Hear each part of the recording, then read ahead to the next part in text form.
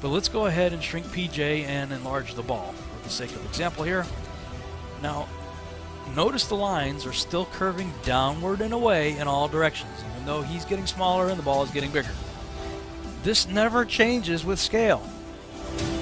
Okay, now let's zoom into tiny PJ on the massive ball here and consider the curvature word problem that was brought up by this individual serving in Iraq. If PJ was 6 feet tall and he had a clone, who was also 6 feet tall, right, who walked 1 mile away from him, the ground his clone would be standing on would be 8 inches lower than the ground that he was standing on, right? Again, the curvature math is 8 inches per mile squared. So the first mile, 1 times 1 is 1 times 8 is 8 inches.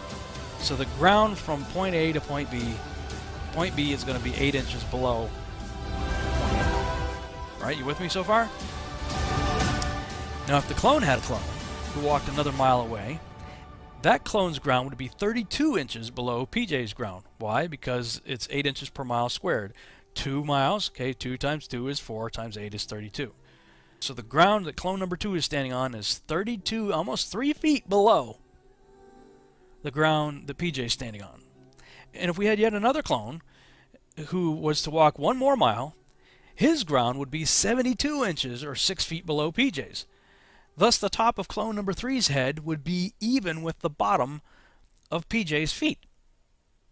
I know for some of you the gerbil just jumped off the wheel, so let's look at it again. This time we'll check it out from a different angle. Again, PJ's clone walks 1 mile away. The top of his head would be 8 inches lower than PJ's. Another clone walks an additional mile, and the top of his head is then 32 inches below PJ's.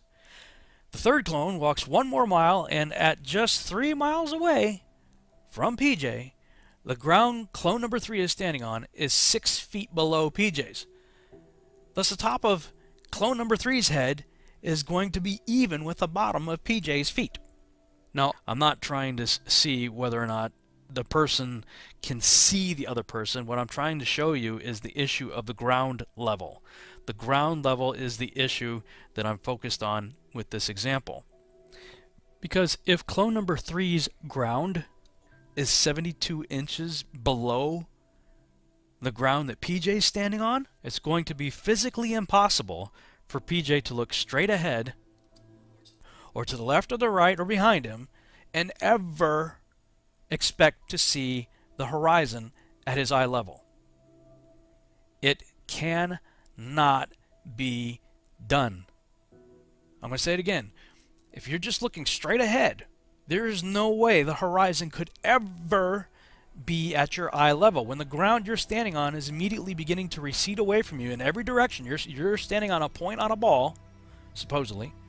The ground you're standing on immediately begins to recede away in every direction 8 inches per mile squared. Now, I understand we're not on a perfect beach ball, but you actually compound the problem if you start using the argument, well, there are, peaks and valleys and hills and mountains and plateaus and canyons and blah, blah, blah. All you're doing is pushing the problem further out, and eventually you, the ball earther who uses this argument, are the one who's in danger of falling off the edge of something, because you can extend that out only so far, and then you're going to have to correct the terrain back to that 8 inches per mile squared so that you can have your 25,000 mile circumference ball.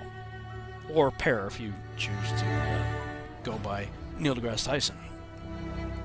But for this math to be true, and it has to be in order to maintain a 25,000 mile circumference, no person could ever look straight ahead and expect to see the horizon at his eye level.